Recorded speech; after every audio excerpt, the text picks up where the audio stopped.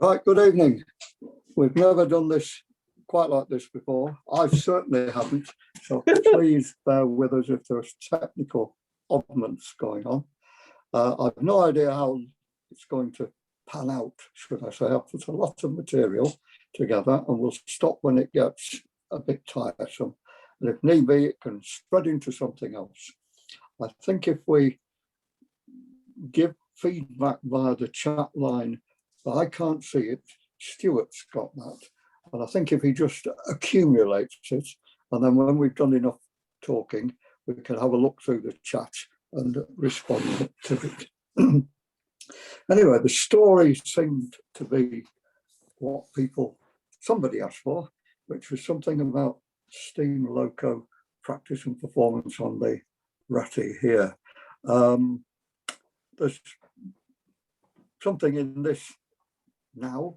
We can look from the beginning through to, what should we say, the modern day, the last week, if we get through all the pictures. And if not, we'll pull the story up sometime and give you another dose later. And I think it will also work for the IC locos, the diesel locos and the petrol locos that have worked here. Now, the issue is that I may drop out at different times. Stuart will throw something at me because we're not looking at each other, and we'll see how we go.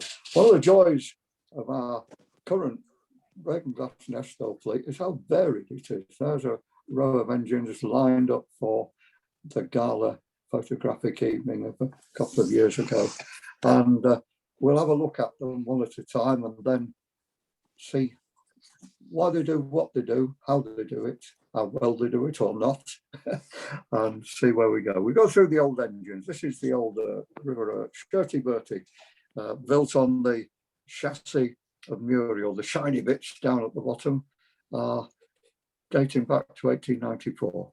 The bits you can't see inside of axles have been renewed, but it's pretty incredible that this thing is going up and down still, doing what it was designed to do back in Victorian times. Then we've got Sexy Rexy, the old engine. I don't think the fellow on the footplate qualifies, but never mind. That's how they used to be years ago when I started. We used to paint the backhead silver with aluminium paint. It stunk, and then it peeled off in a few days. Trevor will remember how I think eventually we got round to just painting them black and making them more like real trains. But the brasswork polished off, and the rods, and a good shine on the boiler.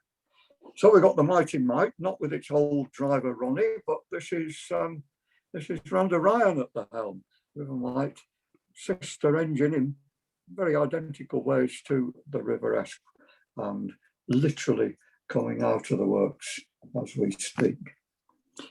Northern Rock, the Mighty Rock, looking very shiny. We won't say much about the colour scheme, but there will be a hint of that later on.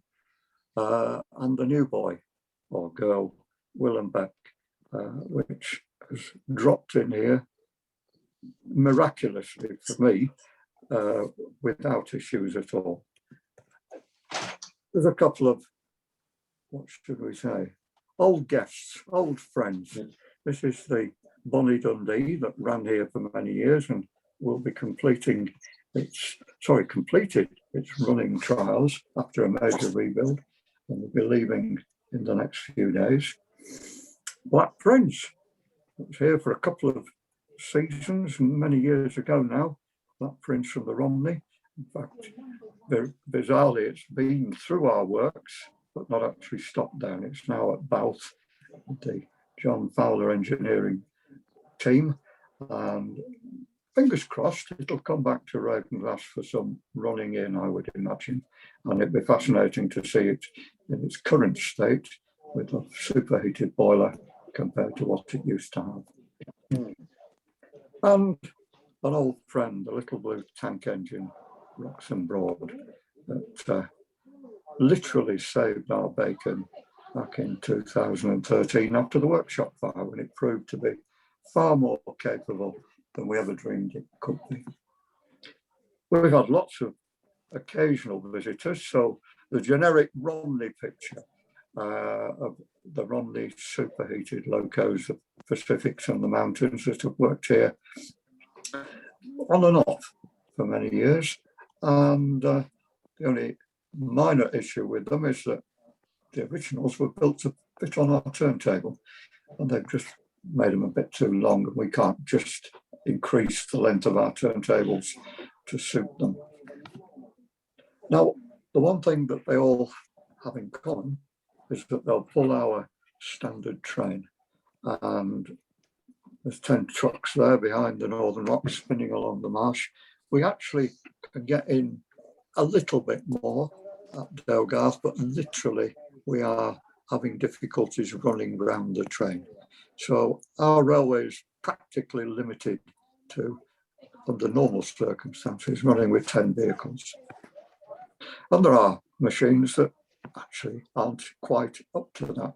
No, nothing, what should we say, not to their discredit.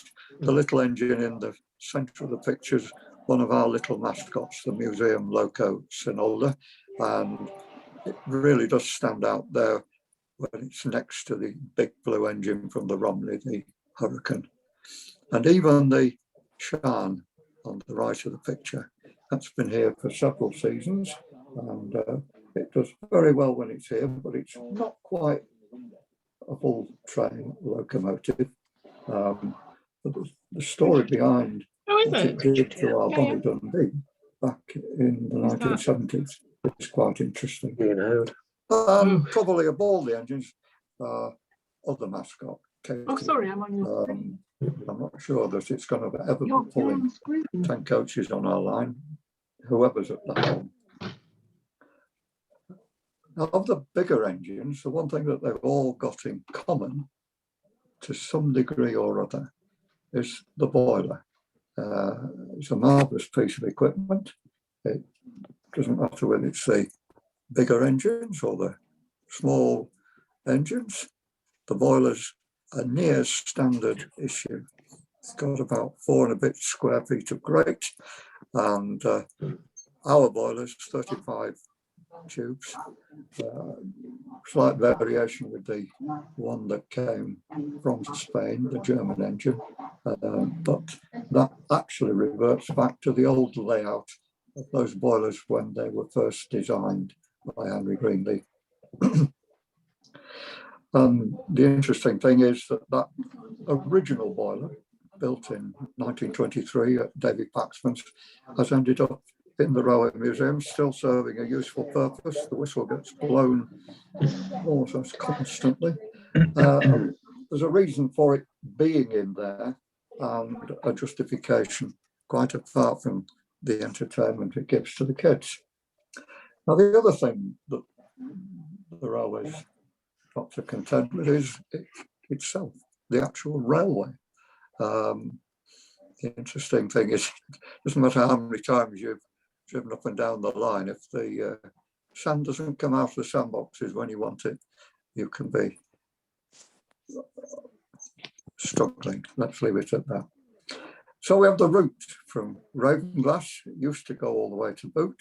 It runs on the north side of the Mulcaster Fell for the first 3.5 miles of its journey, and then crosses over into Eskdale proper, just where we see the village of Eskdale Green, and then runs on the sunny northern side of the fell to Boot. The other thing we have to contend with is a change in gradient profile. The people who first tried to get the railway passed out for passenger operations back in the 1870s actually complained, it's in the Q record office, there are over 100 changes of gradient on the line. Do we really need to mark every one of them with the gradient post? Well, you'll probably notice when you travel today that they aren't all marked up.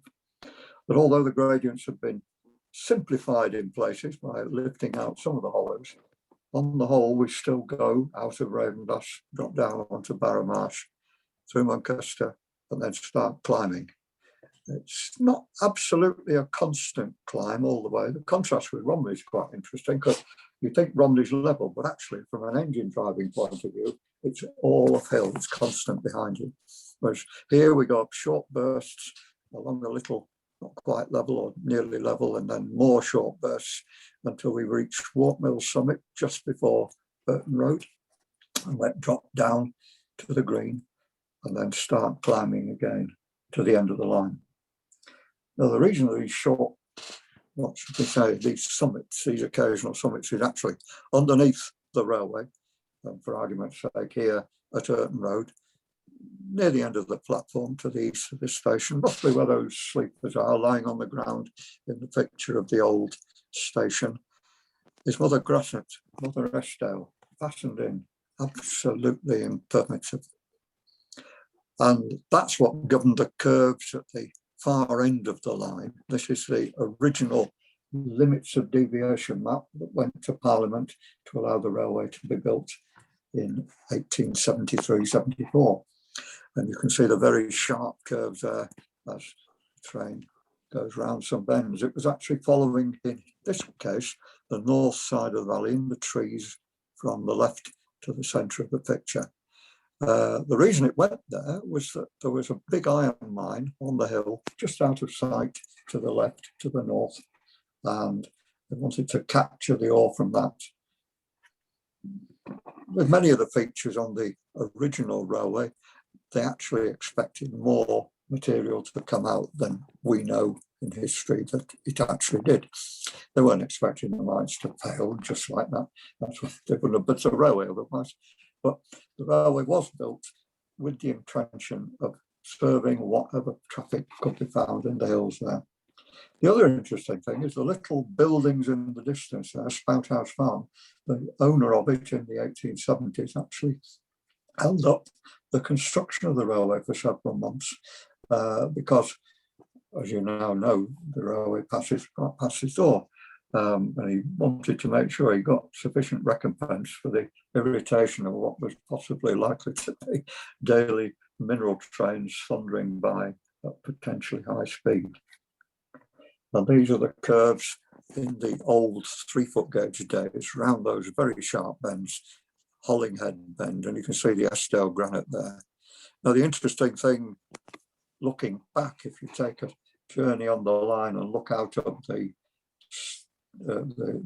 train, the coach at certain locations, if you imagine you're on a 3-foot gauge train, wider than our current trains, probably twice as wide, and in different places the landscapes have been built out. The railway was built pretty well with vertical dry stone walls in places. So at Rock Point, you'd be looking out over a sheer drop of 50 odd feet straight out at the edge of the vehicle. It would have been quite interesting.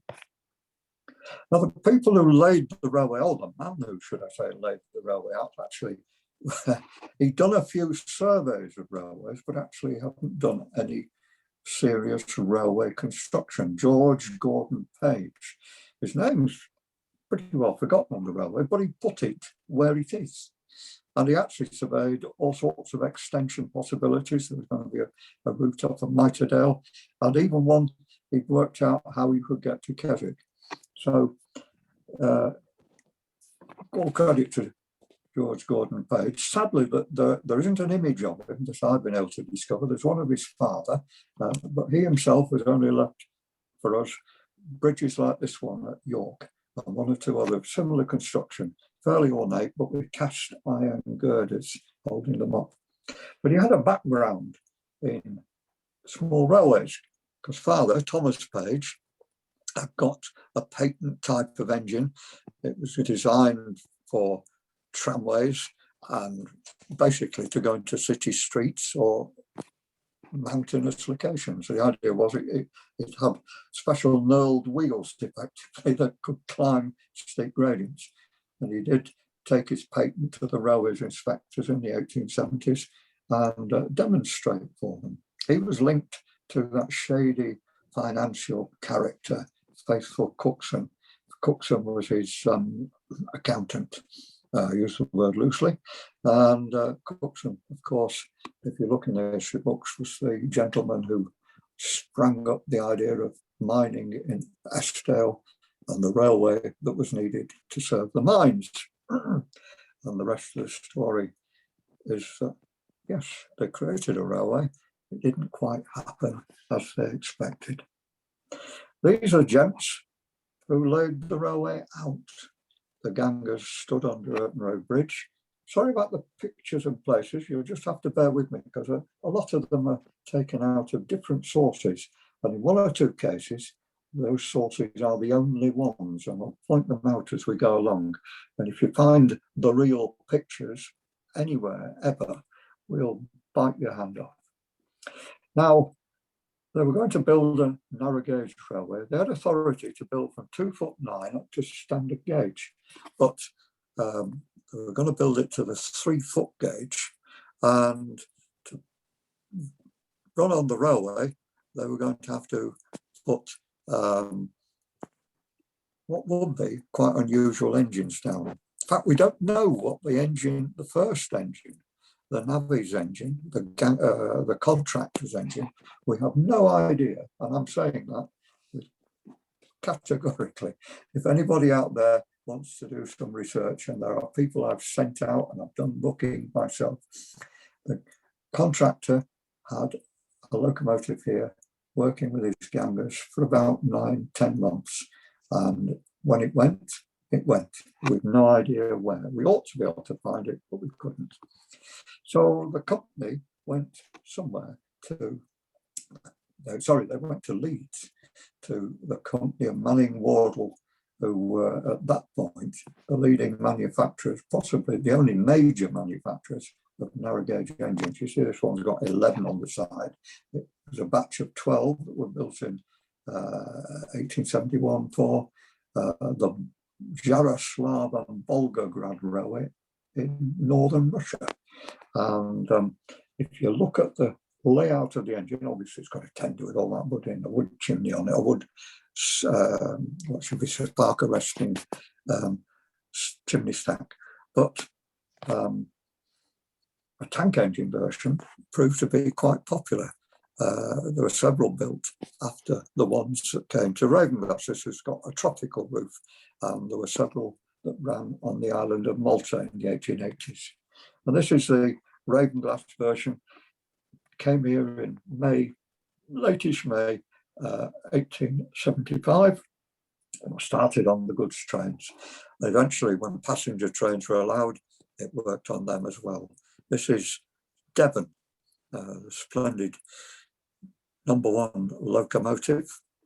The condition in their early days was obviously, well, at least shone up for the cameras. Devon, you may or may not wonder why an engine in Cumberland, as it was, would have a name of Devon, but the Earl of Devon was the chairman of the mining company and the original chairman of the railway. He lived just out of Exeter, Powder and Castle, and he was known for trying to do the best for his local people.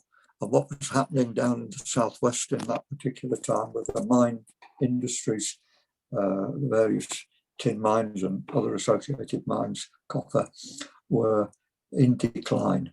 And so he was trying to provide opportunities for his kinsfolk wherever around the country. And that was, to some extent, the justification for his collaboration at Eskdale.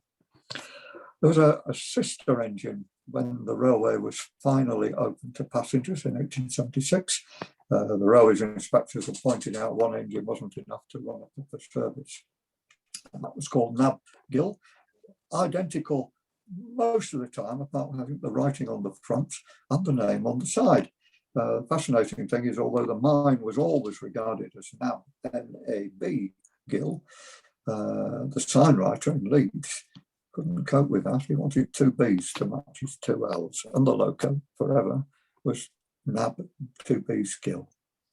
The nice thing is, with the census records, we actually know the names of these people. The particular one, who I should point out, stood like a ramrod on the left-hand side, is one of the Woodley boys. The father came across as a mine captain and kept the post office at boot. And these Woodleys became general managers of the railway at Ravenglass through the years. The other interesting thing is a big light on the front. It's not quite as big as the things on the front of American locos, traipsing across the prairies and running into all sorts of things, but it's bigger than your average hand lamp, and it makes us recognise that the railway in those days was working 7 days a week, 365 days a year, trains early in the morning and late at night, and certainly in the winter time after dark at both ends of the day. So that headlight was there for real. One of the pictures that I referred to earlier, this is a photocopy of the photocopy that somebody appeared with on the station and showed to our late friend David Jenner when he was in the office and looking after photo archives. He said, I've got this wonderful lantern slide at home. And you can tell the original will be absolutely magnificent. Crystal clear, sharp as a pin, huge. But they never came back. Somewhere out there in the country is this lantern slide. We dearly love to see the original. Taken roughly, 1881 or two, because the chimney of Springfield, the little row of houses opposite the station car park, is just peaking above there. On the other side of the tracks, we've got the workshop building stuck out behind the back of the main engine shed. And we can see the high level siding, bridge and the embankment behind it. We'll have a look in a minute, but sadly the pictures aren't quite clear enough to see whether the embankment, bridge and tipping area was actually finished off. There's a chain on the front of the engine because they never finish and run round loops at all the locations. So there's lots of shunting with chains. And a wonderful picture. Now the mines, as we now know, didn't flourish at all, but they did extend quite some distance into the hill, from just above Boot Station to the top of the hills, about 400 feet.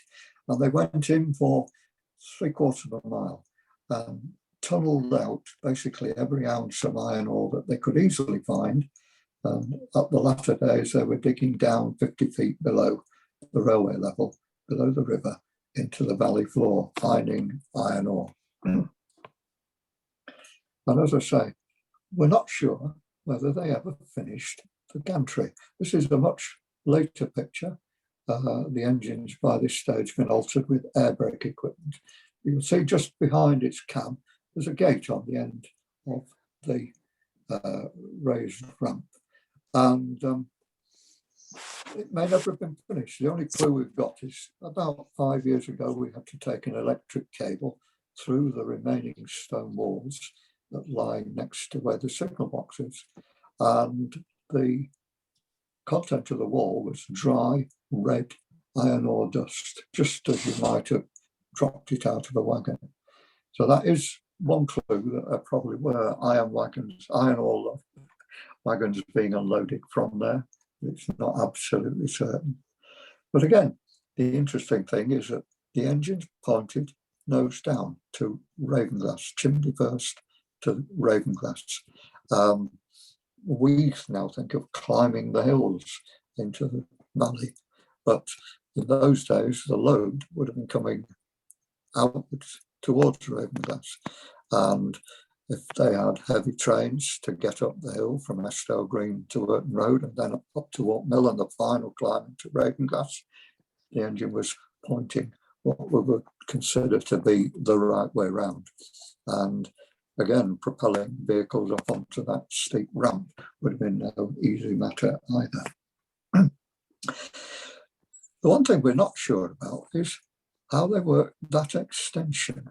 This is the bridge over the River Esk that extended beyond our current Delgas station, the tramway that was built.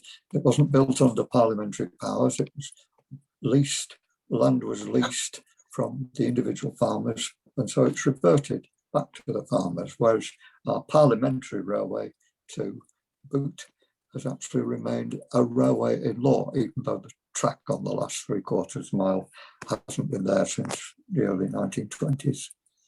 But this bridge was obviously built for the job of carrying big vehicles.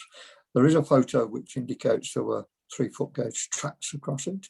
The depth of the span is quite appropriate for that sort of load. And yet, in the timetables, there's never time for a train to go back to the actual riverbank mines at Gill Force.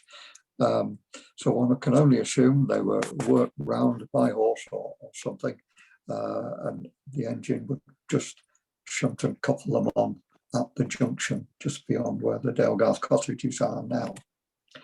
In fact, at other places there is photo record that manpower was used. Now, thankfully for the railway, it wasn't a question of just being dependent on the iron ore. Literally, as the iron ore mines closed down, new sources of traffic emerged. This, we're not categorically sure that it's this Eskdale, but the size of the rail holding the sign up, and potentially the size of the rock face indicates it should be the quarry at Beckfoot in its early days. You might notice a character in the front row looks a bit familiar. I don't think he was quite there in those days. Who knows, Trevor? And the railway had a tremendous impact on the locality in that it brought residences there that wouldn't have been built had it just been anywhere else in the Lake District. The transport link enabled lots of villas, Victorian villas, to be built around the old farms in the vicinity of Longwood Green. It then became Eskdale Green. And they wanted their stores. There were tons of coal to be brought up. There were all sorts of things that people would need, and they were producing things in the valley as well. So there was a basket maker getting rid of his stuff, and there was a bobbin mill, a thriving bobbin mill around the corner. In fact, the first loads that came out on the railway in its public days from 1875 was a load of bobbins from the bobbin mill.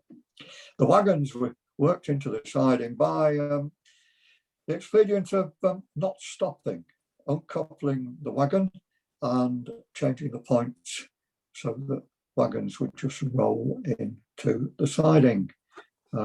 Sounds a debatable practice, banned on many organisations, fly shunting, and inevitably somebody got hurt and somebody sadly is in the graveyard at Manchester Church being run over by a wagon.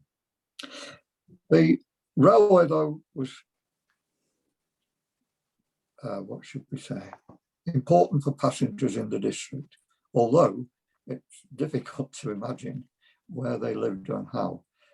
Beckfoot, in what are now the trees, there are loads of stone walls, barely above ground level.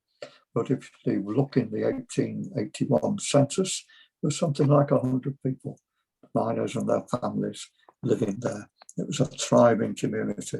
Apparently it rang out on Sundays with the sound of the pedal organs and the nonconformist hymns.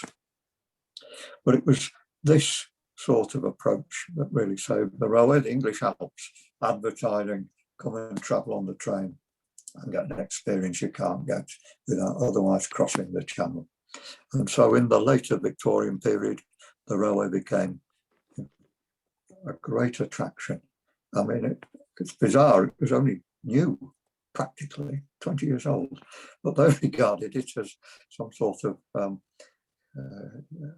bizarre institution where the train stopped if you wanted it to stop pretty well anywhere. The guard got off and opened the ticket office and sold tickets if he needed. The local people, apparently one lady was chided because she stopped the train to find out the time so she could set her clock. But it was an institution. And it became an institution to the local people of Cumberland as well, particularly on bank holidays. This is by 1905, I think, bank holiday, Whit Monday. And they've got every piece of rolling stock that they can behind the engine. The two proper carriages on hire purchase from the Bristol Wagon and Carriage Company, the wagons behind and the brake van at the rear.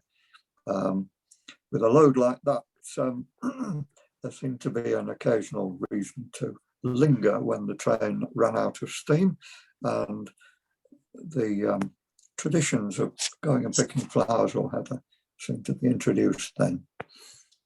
See, the wagons got benches, and we've one in the parish hall at Ravenglass just like that to its day.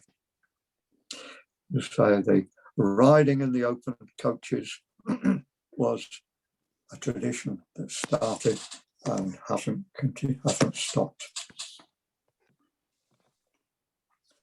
Now, working those trains, as I say, most of the time was dependent on one engine, because that was all that technically was allowed on the line at any one time. But there is one photo of two machines working in tandem. It was reproduced in an article in the Railway magazine in 1905. The sad thing is that other photos from the article have emerged as proper photographic images. And this particular one, which will be fascinating to see in reality, is only available as a copy out of a copy. Now, the railway in those days had to comply with all the legislation, just as we do. And the legislation came in after an accident in Ireland, the Armagh disaster of 1889. And basically, trains had to have what were continuous brakes, so that every vehicle had a brake on it. They'd have to be automatic, so that if the train came uncoupled, every part of the train stopped. The bit at the front where the driver might have been, and any other vehicles that he might have become uncoupled from. Initially, the railway just had what was required at the time: a handbrake on the steam loco, a handbrake on the guards van. But at Armagh, where apparently an excursion train had run out of steam climbing the hill, so they put some stones under the wheels to try and hold some carriages while they uncoupled them, and then they bumped the train during the uncoupling process over the stones, and runaway coaches ran down the hill into another train. It was an almighty disaster, and it gave legislation to improve the signalling and safety of operations of the trains. Victorians normally meddle in independent companies, but this was something that just couldn't be taken for granted. And so all railways, except surprisingly the Tallis Linn, were obliged to fit, if they've carried passengers, that is, proper automatic brakes. And in Ravenglass and Eskdale's case, they fitted air braking, and the compressor was bolted onto the side of the boiler. Interestingly, Devon and Gill had them bolted on at different sides. It wasn't a cheap process, and in fact, the railway nearly didn't carry on operating until Lord Mulcaster basically subbed the conversion of the carriages and putting the air brake equipment on the first engine. The interesting thing is, and let's put it this way, I'm sure people can now go looking. I think there are two pictures where there's evidence of the air brake working on the locomotive by steam leaking out of it. This is one of the engines, probably probably Devon climbing up at boot, and the steam that's issuing from the front of the engine is almost certainly something leaking out of the air compressor, the steam-driven air compressor. But I don't think there's yet more than one other photo with any remote evidence of steam coming out of the engine chimney from its exhaust or leaking out of the system. Very little talking about it. And the other fascinating thing about this picture is that the trailing vehicle is an unraked mine tipper wagon without a pipe, so that it's basically swinging on the back, not complying with the, what should we say, not even the spirit of the law. However, the railway obviously was a long way from Whitehall. It might have been a long way from Whitehall, but when a piece of rail cracked near Mirthwaite and one of the engines fell off, there was another derailment that was in the news shortly afterwards. Not a good habit to get into. The other problem they had was that somebody made a postcard. If you're into historical postcards, you'll find originals and reproductions. So yes, it was quite interesting. And obviously the locals came out to see how they did it. But to get the engine back on the road could not have been an easy task. In fact, if you know where the wall is and travel to the site by the gate, by an outside halt, you'll work out that the engine's a fair way off the track. And the other interesting thing is that, yes, we've observed earlier that the engine Devon had its air compressor on what would be the driver's right-hand side, i.e. the opposite side out of sight, and the air compressor's peaking away. And yet the side tanks on this machine say Devon. So there's some cannibalization going on to keep the railway in operation in those days. It was a far cry from what it had set out to be, this early picture of Navgill at Boot. But the railway did continue to carry passengers, and indeed it's passed on both its route and one little, what should we say, operational matter to us to this day. They were commended back in 1876 when the railway was finally inspected to be opened for public passenger operation by Colonel Yolland. He, in amongst all sorts of criticisms, certainly from his first report, severe criticisms, he complimented the railway on a neat little device where the point handles stood against the painted block, and you could tell which way the points were set or whether they were set for the main line. And many years later, when we came to the point where the railway was operating on the present radio system, and the general manager of the day, Douglas Ferreira, was trying to get authority not to have full signal boxes at the different passing points that were going to be introduced. Passing points that would then need signalmen to man them, to be trained and present. And he managed to convince the good Major Oliver that, well, historically, the railway got these point indicators. Oh, that's a good idea, said Major Oliver. Yes. So we were able to have the trailable points that we've used for the last 40 years and satisfy Her Majesty. Well, we've taken us through the 3-foot gauge era. It was an interesting operation in its different ways, but it finally gave up the ghost just before the First World War. The last passenger train ran in 1908. Somebody complained to Winston Churchill, the letters in the record office at Kew, and complained that the safety of the line was compromised by the state of the track. Winston Churchill sent his ministers to the receiver, who was then looking after the railway, had been in receivership, virtually sent it opened, and reminded him that he was actually personally liable, and he would take advice and basically get the railway re-inspected. They had to revive a new company to take over the railway, but they couldn't find any capital to do it up. It basically lingered on, working a few mineral trains here and there until the mines finally closed in May 1913. So when we get to these pictures, it's actually only been closed for a couple of years. This is actually June 1915, the middle of the First World War. So people have come to see the line. Again, these are reproductions from blocks in magazine articles. Some of them have survived as real pictures, but it'd be splendid if we ever found the rest. Now you wonder why those people were there. They were actually looking at the line as to whether it should be suitable for what they wanted. We think the only logic is that they were tempted up here by this gentleman. He was called Aubrey Brocklebank. He was involved in the shipping company's Brocklebank line and then later Cunard, the top level chairman.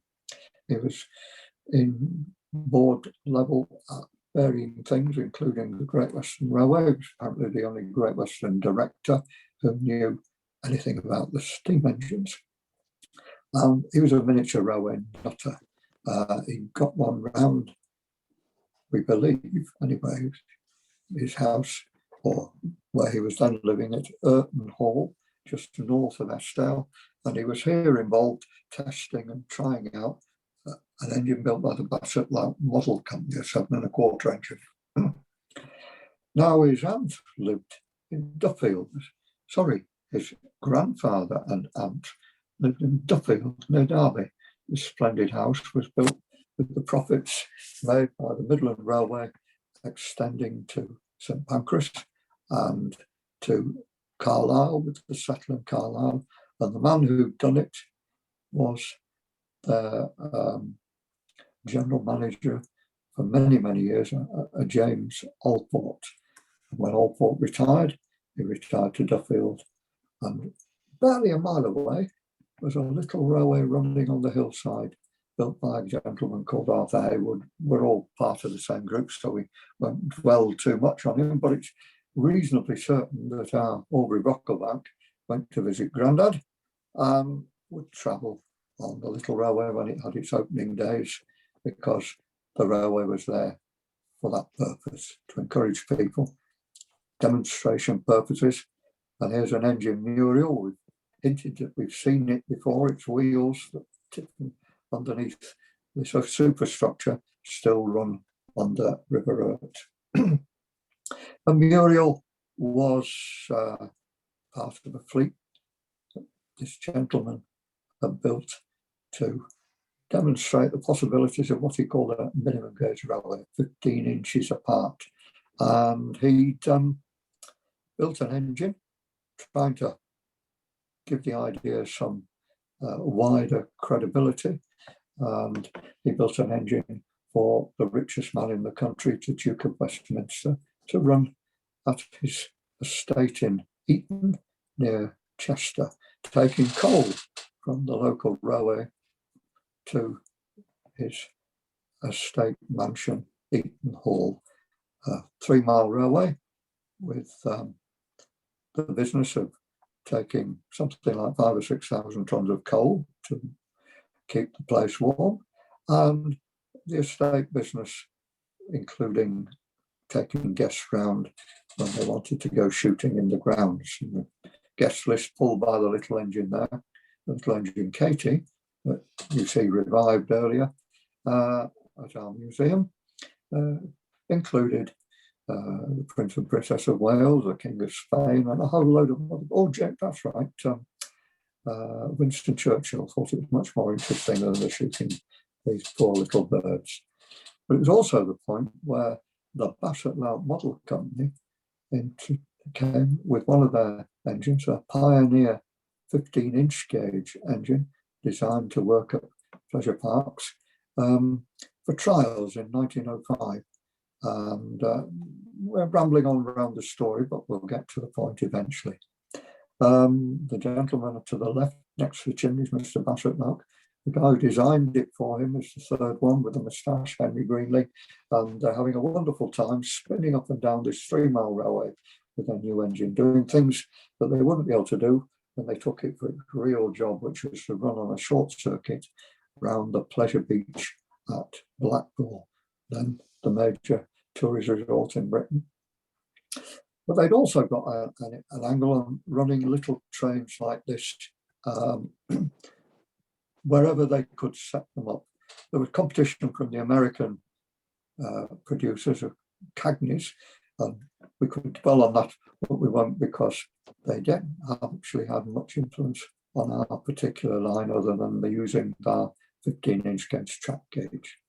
But this particular line was built in Geneva to go around a splendid park on the shores of Lake Geneva, the Parc des Eaux Vives, and a complicated track was laid out. A fair bit of money went into laying the project out. The people doing it, Narrow Gauge Railways Limited, Mr. Bassett's venture, private venture with his friend Robert Proctor Mitchell.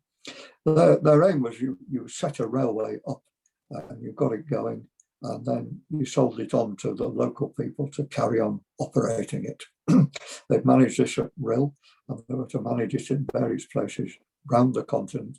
Though they didn't fare well here because the part went to the war, went bankrupt at the end of the first season, and they had to apparently whisk the engine out and the station clock and the equipment on a horse-drawn dray before the bailiffs appeared. But among the equipment relevant to us is that splendid signal in the background, the delightful two carriages with those striped, red and white striped awnings, we know, because they came to us later. The engine they were building for the line at Geneva actually wasn't sold to them because there wasn't a line for it to go to eventually. But it was there waiting, ticking away, when a gentleman came along and said, I want one to run around my private estate at Sandhutton in Yorkshire. This is Sir Robert Walker, and the engine that he's driving is one we know, Sinolda. To go back to Eskdale, these gents have been walking up and down on the old track bed in June, middle of June. Nice hot day, the sun's out, the big shadows are casting. They got their overcoats and their umbrellas in case it rained, but they were absolutely taken with what they saw because it suited what they wanted to do. They wanted to run a real railway with their small equipment, and this was potentially an opportunity to do that. And within 7 weeks, they'd started moving the track from the old 3-foot gauge. You can see it in the station area at Ravenglass, stood on those walls that the tipper wagons might have run on, and they moved the rails in on the first section to run the little engine that's a sister engine to Sinolda. This one was called Sansparrow, and they rushed it across the sea from running at an exhibition at Oslo, or Christiania, as it was then in Norway. And the rolling stock behind is quite interesting because it includes our red and white stripy roof coaches, but also some goods wagons, 2 vehicles at the end, the covered vehicles from Sir Arthur Heywood's railway at Duffy. So the gentleman was getting to an age, in fact, the following year, he was actually looking round on the railway, working out how to close it down when he collapsed and died. But they managed to start up the operation at Ravenglass in August the 28th, 1915. Mr. Bassett's in the first carriage there. They've got Eskdale Express written on the outside. Previously, it was Luna Park Express. And one of the nicest things we've got in the museum is the little coach that had the red and white striped awning. We know that because we've got the screw marks in the side showing where the awning was fastening on. And it's also got the screw marks on the side where brass letters were fastened to say Eskdale Express, and also other holes that said something presumably like Luna Park Express. It's passing on the bank behind it the remains of the 3-foot gauge rolling stock. We assume, nobody knows, the last movement made by the old steam engines that we've been looking at earlier was to shunt that rolling stock up onto the bank and get it out of the way. It's a mystery. Whatever happened to the old 3-foot gauge engines? Again, there are things that people have been looking at, Keith Davis before me, myself, Dave Simpson, and others in the wider world, trying to work out if there were any clues anywhere as to whether they were, and they almost certainly would be scrapped, but possibly they were still of some value for somebody. But in between, we've now got the little railway running from Ravenglass to Muncaster. Usually one would show a picture of Muncaster Mill at this point, but for the first operation, they actually ran just a little one, Muncaster Mill. There was a siding where they could park the engine and run the coaches past. And this picture I turned up a few weeks ago and found that in the corner of the picture was the siding. There's our stripy roof coaches. The following winter, they managed to acquire 2 more engines for their new operation. And one of them was the Katie from the Eton Railway, and the other just happened to be stopping there because it had been on trials when the war broke out. It was a bigger version, a Pacific version of the little engine that they were already running. This one was then called John Anthony, but they altered it to Colossus. And in practice, the picture has been doctored to make it say NGR, Narrow Gauge Railways, on the side of the engine. It would have had a sign saying Staunton Manor Railway. And the gentleman in the white coat was its then owner, John Howie, who was later to start a railway of a much bigger organisation altogether. So they got all this equipment to Eskdale and they started running it. February 1915, they opened up to Earton Road. The end of February, remarkable occasion because they took 100 people to the Bower House for the Hunt Ball from Ravenglass. And that involved obviously getting 100 people on the train, getting 100 people to the Bower House, and more importantly, getting all the 100 people, having been in the pub at the mall, back to Ravenglass in the dark without killing anybody. And they managed. What an eye-opener it must have been. And certainly by the following Easter, these shots are taken at Easter 1916. Don't look in the papers about the Irish Review, but they're having a tremendous time. They carried more people on the railway at that point than they'd ever carried on the 3-foot gauge in any one day. Double heading and running literally as fast and furiously as they could. They continued through the summer, and pictures of the trains crowded with people.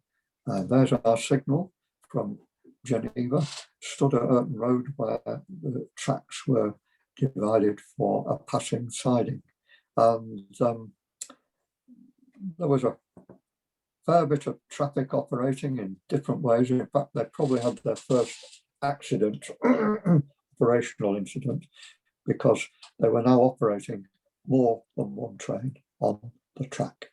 Now, I mentioned earlier the legalities of operating the railway, and in practice, the people who've been seen on the early pictures had approached Her Majesty's men, the railways inspectors at the Board of Trade in London, and they told them, we want to operate a 15-inch gauge railway. We've been running one at Rill, the letters actually in the Kew Record Office, and it's a masterpiece. We've run on at Rill for several years without an accident. Do you want to come and inspect it? Now, what they didn't say was, we're going to convert the statutory Eskdale Railway Company, which has all sorts of legal constraints on it, to 15 inches below the minimum that was in the legal parameters that were laid down in the statutes. And some poor clerk signed off a letter that basically said, we're not interested in little railways like that. You're all right, just basically go away. Do you not know there's a war on, was the implication. And only weeks afterwards, when all the publicity about this new venture hit the press, somebody go, whoops, we've and it continued to bite them for many years afterwards. And so they're running several trains on the line at once and not necessarily legally. You might wonder how they kept the train service running, and only just is the answer. The old rails of the big railway have been moved in, usually onto reasonable sound sleepers, but obviously not quite enough bolts to hold every fish plate together. The rails were, however, wrought iron and rather worn, and it's quite interesting to observe the front wheel flanges on the little engine, seen here at Beckfoot, which appears to be rather more substantial flanges than one would have given credit to the earlier views. And the trains came back downhill tender first. And this actually was a practical problem because several instances of tender axles breaking seems to have occurred by the number that appear with the train, the tender riding on a flat wagon. However, this postcard I was delighted to see on eBay, and sorrowed when what I thought was a substantial bid got trumped at the very last minute by somebody else who appreciated that it's probably the earliest record. It's a picture probably dating from 1916 or 17 of Rat Rod, the nickname of the little railway. There is a mention in the Whitehaven News of the old railway being Rat Rod, about 1898 or so. But this more or less seals it. Old Stan Wilson, young Stan's father, did maintain that it was Rat Rod, and this red herring of Mr. Ratcliffe's railway no standing at all. That seals it forever. As I say, I lost out on the bidding, and I didn't even have time to ring up Dave Simpson. It wasn't him on the other end. Now, the railway was operating a real daily service at this point with those engines, even though they may not have been quite up to the job. This is the Katie engine bought for the goods traffic. It probably seen February 1915, there were a few snowy days then. And it's certainly one of the earliest views, and certainly a very early view of the young man in the middle, Bertie Thompson. The old 3-foot gauge driver, Jack Lister, had obviously managed to transfer the scale of his affections down to these dainty little things. And the man right at the back is John Wills, who was the manager of the line and responsible for converting it actually on the job. He was the man who wrote the cunning letter to the Railways Inspectorate. And, if you read your insurance policies, it says you're supposed to give full explicit details of things that concern otherwise. But in his case, it was just telling them enough. And it practically turned the railway from a statutory railway to what was a non-statutory railway running on the site of an abandoned statutory railway. A very interesting legal conundrum. But the little Katie engine actually had a history because it had been running for something like 20 odd years and took quite a lot of hammer at the Eton Railway. So we probably think it wasn't in the best of health when it came to Ravenglass. This is Mr. Wills sat on the perch of the footplate. The steam pressure's not quite where he wants it to be, but more to the point, one imagines that the water level certainly isn't where he wants it to be, because the engine needs now to go downhill into the platform at Eskdale Green. And the little Katie engine had a reputation in those days of being shy for steam. Apparently at the end of that first season in September the 28th, 1916, when everything that they could manage ran all day up to the Eskdale show, the Herdwick sheep show. I think there was 500 people taken up, 498 came back. And on the last train, they were taking so long to raise steam that the bookies got their tables out and reputably took bets on how long the train was going to take to get to Ravenglass. But it did the job. It served the purpose. It saved the railway. And this is a view, we think, 1917, 16, possibly. At the back is a Heywood bogey wagon, 2 Heywood wagons loaded up with all sorts of produce. And the engines actually have the benefits of extra lubrication. It's got little traction engine lubricators fastened on the front. We think it stood somewhere about my side loop because the tree coming out of its chimney appears on lots of pictures at different times, towering above the landscape on many of them until it was brought down in a lightning storm in the 1960s. And a new picture of Katie, where she's there standing looking at Ravenglass, waiting for something to happen.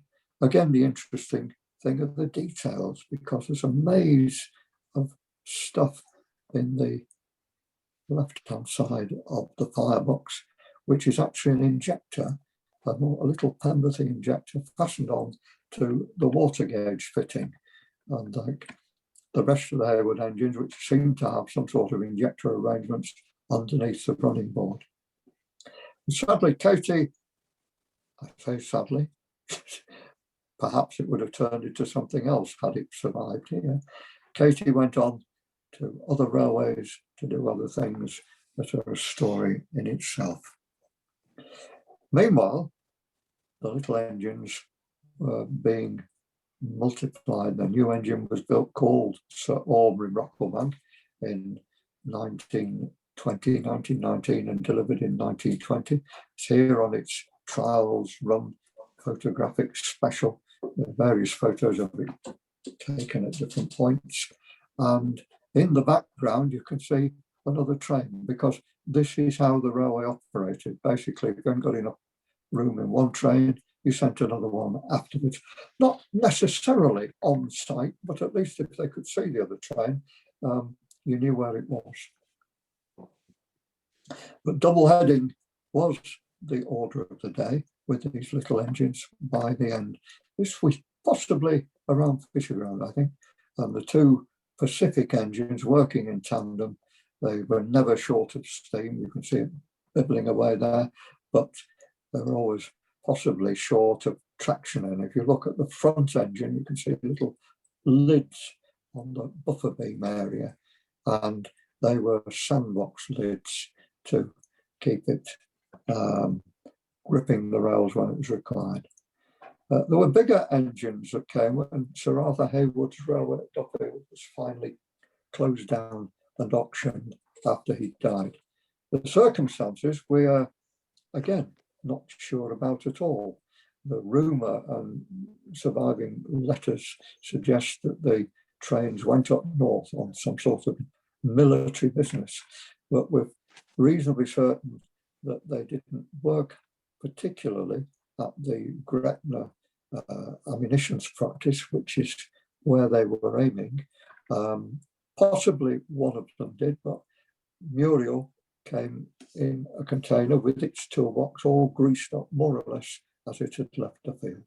And it was there to be offloaded in July 1917 to work on the newly extended line all the way up to Boot itself. And the connection there might have been that the mines were being reopened under military jurisdiction for the war effort, and the railway was an essential part of serving the war effort in that respect. So here we see Muriel at Boot on possibly its final runs in 1918. Now, after the war, as well as the passenger traffic, the railway was revived with the revived stone traffic from the quarry at Beckford. It had been operating quite a time with the 3-foot gauge railways. They were taking sets out to go on the Newcastle City tramways, but it was revived by local step makers and also with an intention to crush the stone and make railway ballast. Sadly, I couldn't find the copy I was looking for this picture because the engines pulling the wagons being loaded here at Beckford were one of the Heywood engines and a little miniature engine beyond it working in harness. They were to take the stone, first of all, to involve the construction of the Mirthway plant, and then later on its actual operation. I won't dwell on this because Dave went through it magnificently last week, but basically behind the structures that are there standing to this day were the actual crushing mechanisms. Sorry, the crushing mechanisms were on top. These are the screens. Those big drums had holes in that screened the stone into different sizes, stored in the wooden sided containers and loaded into the wagons that went underneath. And the gentleman who designed it was Henry Greenley, who was involved earlier with our small engines. So strangely enough, he hadn't been involved in the actual reopening of the little railway, even though it involved his engines, it involved people he'd worked with. We think he must have fallen out with somebody.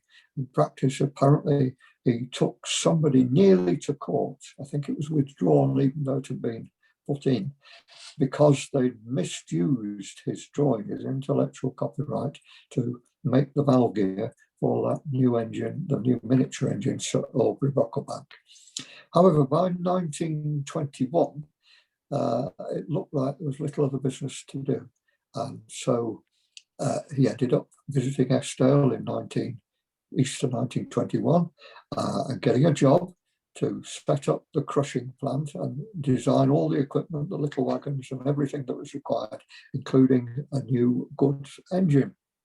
You probably read on the side, it's River-esque, it's got 282 wheel arrangement, but it doesn't quite look the same. I actually think this is quite splendid. And there are one or two drawings, but this one's actually in the Paxman files at David Paxman's in Colchester, where this engine was actually built. This is the engine that we now know and love, the River-esque, pretty well as sketched out by Henry Greenley, but it included Mr. David Paxman's patent valves and valve gear. There were poppet valves, a very advanced system. Unfortunately, one way and another, they haven't quite got their special valve gear finely tuned enough. And although the engine had got huge sandboxes, you can see the box above the third driving wheel, and it's been very effective from that day to this. It was inclined to slip a lot, broke its valve gear, didn't actually have a very happy introduction. I was fascinated to see that actually the concept of a 282 wasn't new in 1920 odd. In practice, this was an engine built being built in 1914 for a gentleman from Germany, Roland Martins, who was building it, to drawings supplied by Henry Greenley the previous year. And you can see the styling, the 282, the race, the firebox. It's a baby River-esque, isn't it? And here's the real thing, delivered from Paxman's in December 1923, operating here in its first season, doing what it was designed to do, which was to pull passenger trains and equally usefully pull the goods trains from the quarries. It was designed to take a train of 25 tons of stone down to Ravenglass, turn round and pop out again with 150 passengers behind it, and more to the point, not set people on fire with emissions from the chimney or set the landscape on fire with sparks from the chimney. Here it is in a later guise. You can tell it's a year later because initially it was painted in sort of works colours, You see the RER on the side. We think it was in works green. The description was a greyish green. And the other thing we sort of latching onto is a light coloured cam roof, because in the works drawing pictures, it had a white cam roof, and it seemed to keep that for its first running. But thankfully, it's one of the things that doesn't sit on it now in its current black livery. Here it is in the following year, in 25, with red and black with a straw line, R&GN on the side. Although you might not be able to point it out between the two pictures, it's actually had a change of coupled driving wheels. All sorts of things went on to try and make the engine more, what should we say, fit for purpose. It had been built without direct supervision to a degree from Greenlee. He only got in on the job later. His predecessor as loco superintendent, a gentleman called Chauchi, was actually in Colchester signing off the drawings. Greenlee didn't get to the real deal drawings. He made lots of sketches. He was hands off. But then he got the job properly as loco supervisor. Chauchi went off in a huff and tried to get the railways inspectors wound up into all sorts of legal controversy. Meanwhile, the engine had a rather mixed first season, and they thought it was out of balance because it was rather rough on its springs. And so they gave it new driving wheels with bigger weights, balance weights as they're called, on the driving wheel that has a coupling rod attached to it. And if you go and look at the engine to this day, you'll see those wheels. And if you go and see another engine close by, you'll see they didn't waste the wheels, they used them for something else. But the River Esk had something else to match up to just a year later, because in July 1925, came another engine designed by Greenlee and built in Colchester, and here on trials at Eskdale in June, July 1925. We referred to it in the previous meeting with Andy Nash's account of the Romney Hyde and Dymchurch engine, but it wasn't at that point a Romney Hyde and Dymchurch engine. There wasn't a Romney Hyde and Dymchurch railway for it to run on. It was on trial. Funnily enough, it had been built, but the schedule to build it, the contract, actually had a deadline in it of Christmas 1924, or December 1924.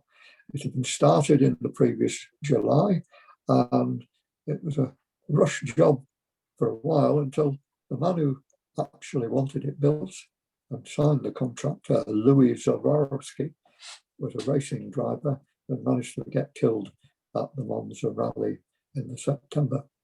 So LZ1, which was what the locomotive technically was, its casting marks LZ, the later engines for Bombardier RHD. This was LZ1 and LZ2 were fancy free. There's an interesting situation that many years later, Greenlee had been to an exhibition where there was an exhibition railway, an exhibition in Belgium, where there's an exhibition railway. And when he wrote up his article about it, he said, we really wanted one of these at the British Empire exhibition in London in 1925. So that could have been the reason for the extension.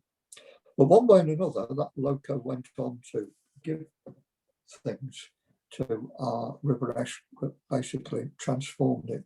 First of all, it had new cylinders with wall-shaped valve piston valves, just like the Greenlee, the other Greenlee engine, the what was later to become the Green Goddess. But while it was there, somebody came along and said, we want another demonstrator if we do this bit. And basically they turned the engine into the rare example of an engine designed by, a patent system by a gentleman called Pulteney, which was basically you had a set of driving wheels under your tender. You used the weight of the tender to give the driving wheels extra adhesion. You limited the cutoff on the front engine, so you could basically send it into one at the rear, and by that stage you could have a 4-cylinder engine. You could increase the power of the engine but still use effectively the same steam throughput. So your old boiler will basically double the power, the output power, the tractive effort of the locomotive. And you see they use the old wheels underneath. But the steam that was then used in the cylinders at the rear was condensed in the feed water heaters, which are the cylinders. There was some comment about this apparently the other day. The feed water heaters on the top of the tender. There was a pump, a weir pump inside the cupboard at the back that fed the water into the boiler. As we now know, it worked after a fashion, but it didn't work that well. And when in about 1930, 31, it was proving troublesome to get the engine out ready in time, Tommy Jones, the engineer of the day, and his colleagues basically isolated the engine. It ran a lot better with the back engine not stealing the steam, which was probably cooled to liquid water at the time. And eventually, fairly quickly afterwards, they took that rear engine out, and it's got part of the story in our next part. What I think I'll do is I'll wrap up very shortly with the sort of historic stuff. And if the organisers of this are happy, I think we can have another session on bringing it all up to date. Do you think that's reasonable? Because we will. So, sorry, where we got to? 1925. We hinted that Greenlee was connected with a project to have an exhibition with a railway in London. Well, he was also connected to a project to have a railway to an exhibition in Munich, in Germany, with his old friend, the character who built that little model engine earlier. And this was to be a 1.3 kilometres, 1,300 metres route round an exhibition site, a big exhibition site. And the idea was the railway ran round, it carried people, so they could enjoy themselves and see the route through the station with the old, various modern trains and right round the site. The engines were to run up 1 in 50 gradients. It's climbing here up a gradient through a tunnel and out the other side. It was to run with 160 people in the train, and in the period from the 1st of June to I think the 14th of October or something like that, they carried 2.8 million people, or the exhibition had 2.8 million people. But I think you could bet your bottom dollar an awful lot of them travelled on the train. And this was the engine and type that did the job. It's a river-esque concept. It's about a third the size of a mainline engine, running on the quarter size 15-inch gauge track, roughly the same proportions as river-esque. The boiler was very much the same proportions. There are odd things that are so similar they're not true. The chimney is a very interesting thing. The firehole door, I haven't got a shot of the firehole door, but the firehole door is exactly as river-esque, and the Romney engines would have been built with a sort of ratchet arrangement, peculiar thing where you push the handle one way and the door opened. It's one of those engineering miracles. It seems like it should be a good idea, but in actual practice, I think you're tempted to skin your knuckles by the door passing the knuckle ends. However, one shouldn't. Oh, and the engine had vacuum brakes. The train had vacuum brakes, and the safety valves came from a company, the vacuum brake equipment of the company, the safety valves came from a company that was now working in London for Greenley, and they were then later the engineering department of what would be the Romney Hythe and Dymchurch Railway. Now these machines worked out of the box.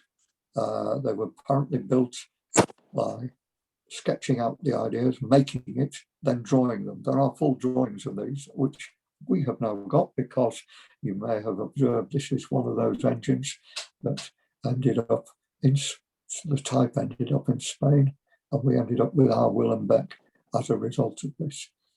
But if you like, it's a Greenley concept built by full-size, experienced railway engineers. And as I said before, it worked out of the box and carried a phenomenal number of people in that first year. And then the exhibition railway concept ran around the continent for the next couple of decades. Meanwhile, back at Ravenglass, things were rather more prosaic. It was a question of keeping the railway operational in the way that it had been developing. The engines had to handle stone from the quarries on a regular basis, and the engine here is our River Urt. The Muriel engine, that was a tank engine, had got a very suspect boiler. It had been damaged several times by running low on water. It wasn't a particularly good boiler design for the sort of prolonged steaming on our particular route for various reasons. So they found a boiler, not quite the same as River Esk, but they managed to get one, and they managed to fit it to the chassis of the engine. And this was another engine that worked out of the box. It didn't look very pretty, but it, in our terms, because it still had the wide formation of the chassis, but they fitted a short chimney and a low dome and a low cab profile, even though the width of the engine was very short and stubby. But it was obviously designed to work in the quarries effectively. It's couplings on for coupling to the quarry trucks. It's here on, I think, ballasting duties to do with altering the station area. But again, for cost effectiveness, let's put the prices up. The River Esk seemed to cost, I think, by the time they paid all the bills, about £1,700. I would like to say what that was in those days. The boiler for the River Urt and the bits of plate work, £180. So it was a very much more economical operation, but it transformed operations on the railway because it was able to pull trains of 180 people. I think this maximum here was a maximum with 270 odd who'd come on mainline excursions. So it was, frankly, a deal breaker. This is the station area in the 1920s at that time. Now I'm going to finish off in a moment, but I'll tempt you with the fact that what we can offer is carrying on the story of these different engines into the modern era and how they operate and how they fit into how we operate today. This was River Urt at the end of the line, pretty well brand new. Not absolutely new because it's got River Urt nameplates on, but it is new enough that it hasn't got evidence of the valve gear arrangement, sorry, the reverser arrangement that we know today. There's no little rod above the running board on the side connected to the valve gear. It's got linkages that were still the old Heywood arrangements. And then I'll pull up here finally and not linger too long because I've rabbited on a good bit. And this was what happened to the little engines. The surviving little engines were amalgamated again with another new and relatively cheap boiler.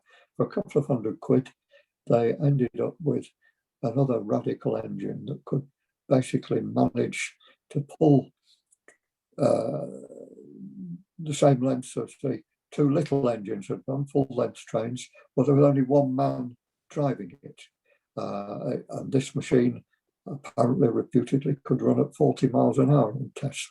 It didn't last long, and this was the first River Mite. But I think I've probably spoken enough to indicate I'll get away outside if I disappear now. And again, we have got another show, which if the organisers are happy, I can do a repeat probably about this length for next time. Very good, Peter. You all right? Yes. Well, we're still muted. There's a couple of comments have come in. Mike Decker over in the States has mentioned that I think the Riverside and Great Northern Railway in Wisconsin, he pinched the design of a point lever. After the meeting, as they say, greetings to Mike. He's also got a Heywood lathe, I believe, somewhere, or did he? That's still at the Riverside, I believe. It's still at the Riverside and Great Northern, Peter. Sure. It's still at the Riverside and Great Good, Northern. splendid. Yeah, and Mike also commented that in the picture at Ayrton Road, you could see the Heywood sleeper in the background. Right, yeah. Matthew Pye has asked, was the legal case that Greenley fell out initially to do with Chauchi, or was that later? We don't know. We don't think Chauchi was involved. I'm trying to find the references because they're not entirely clear. There's a reference to it in Keith's book, and it's referred to, I think somewhere in various notes, there is somebody who's led him on to that. Chauchi was involved in the design and construction of the Sarovni because it was done at a place called Hunt's in Bournemouth. And they've rebuilt Sansfarel the previous year for some. Why then, other than Chauchi went to Bournemouth for the winter? Maybe knew somebody. It's not entirely clear. But basically, the interesting, although Greenley had sketched out a Pacific version of what he designed fully, the Atlantic, and they advertised it being produced. In practice, the add-on bits to make an Atlantic into a Pacific were seemingly done by Ernest Twining at the works in Northampton, Bassett House Works. So how can I put it? Using some of these drawings to make another one. And sorry, they published the drawings, haven't they? They published the drawings in engineering. There's a full set of, they're actually quite scaled down. So if you haven't got a photo image reproduction system, they're a bit hard to follow.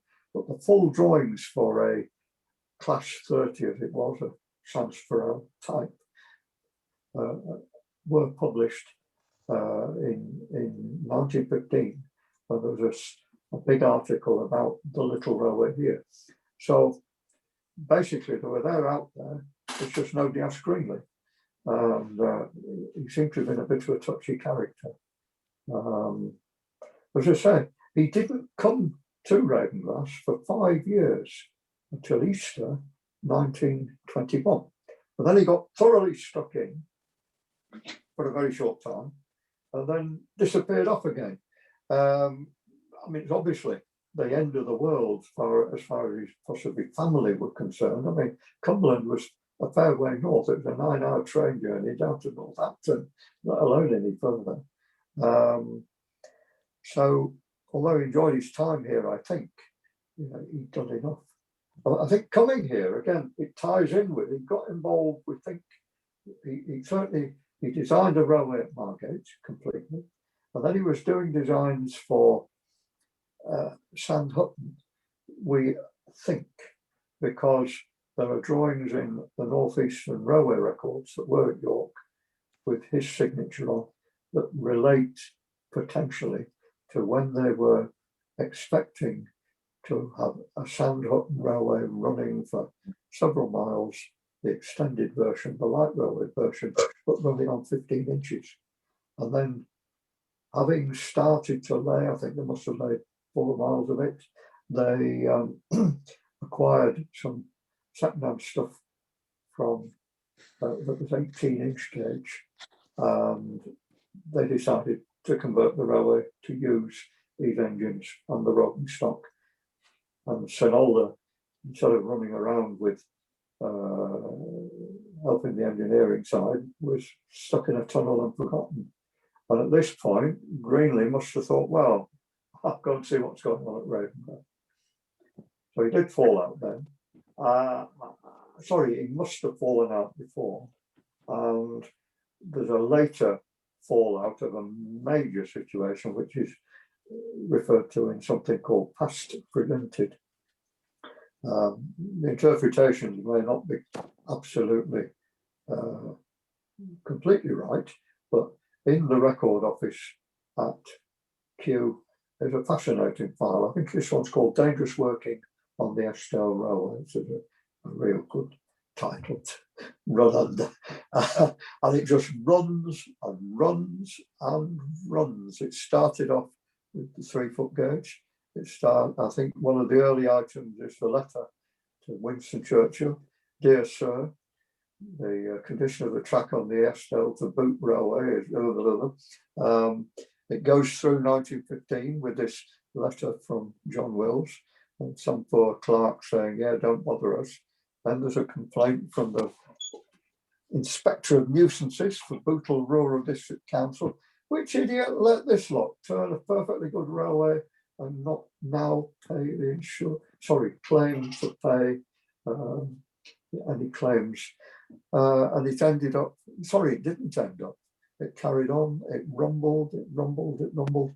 And even when Colin Gilbert was thinking of buying the line in 1958, the thing that put him off was the fact there were letters from the Treasury Solicitor saying, I want contact with your organisation, the Eskdale Railway. He knew basically this, what should we say, the non-statutory railway, this had then been running for quite a long time on a statutory railway, was a very dubious situation. And in practice, it's the link where Lord Wakefield got in, Sir Wavell at the time was brought in and kept in the system because of his parliamentary contacts and experience. So it all kind of links together, and it's really quite interesting. And it does relate to people falling out with people. And we've got another question, but I think we'll pick that up in the next one because they want to know how a Romney Pacific compares with a Ratty engine. Well, if you're patient enough, I did do basically quite a lot. And when I started, I just carried on putting it together. And I worked on the basis I'll stop when I stop at a sensible time.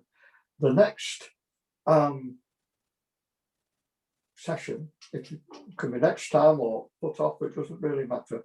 But there is a session which we'll take through basically from the 2 engines that the preservation organisation took over in 1960 to the present day. You know, my views, and other people can have their own views on how they work. I mean, they all work remarkably, but it is really quite interesting. I mean, apart from anything else on a Romney engine, the same, what looks like the same regulator handle in front of you works 180 degrees opposite. You know, what is open on a Ratty engine is shut on a Romney engine and vice versa. And you can keep that in the fresh of your mind all day when you're driving one, but you'll come home at night and you'll either slip because you've shut the regulator but you haven't, or you don't go back into the shed because you've shut the regulator when you thought you'd opened it. So, but they're all splendid machines. Well, I think that's been really interesting this evening, Peter. And there's lots of thank yous coming in.